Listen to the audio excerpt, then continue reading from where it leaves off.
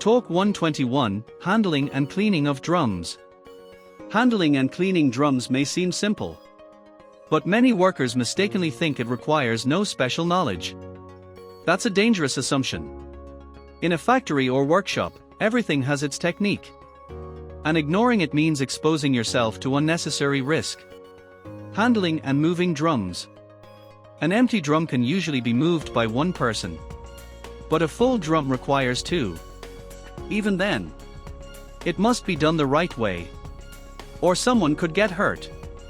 Old-fashioned barrels had side ridges that made it easier to tilt or lift without pinching your hands.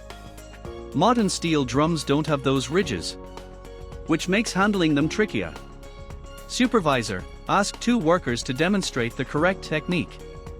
First, stand on opposite sides of the drum, facing each other. Each person grabs both edges of the drum. Use your legs to lift, not your back.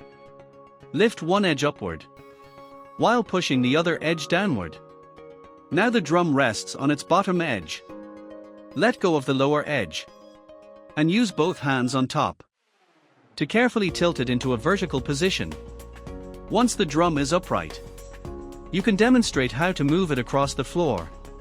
If it's empty, one person can roll it. But if it's full, you'll need two people. Each grabs the far edge.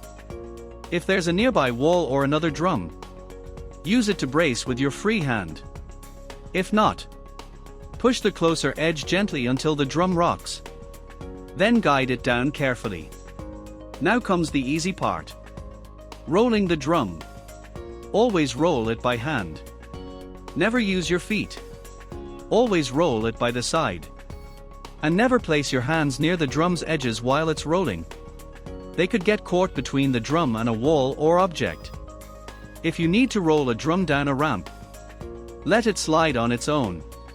Trying to guide it by hand can easily lead to injury. Place one person on each side of the ramp, but always on the outer side of the rails. Never below the drum. Another safe method for lowering a drum down a ramp is using a rope. Tie the rope securely to the platform and control the drum's movement safely from a distance.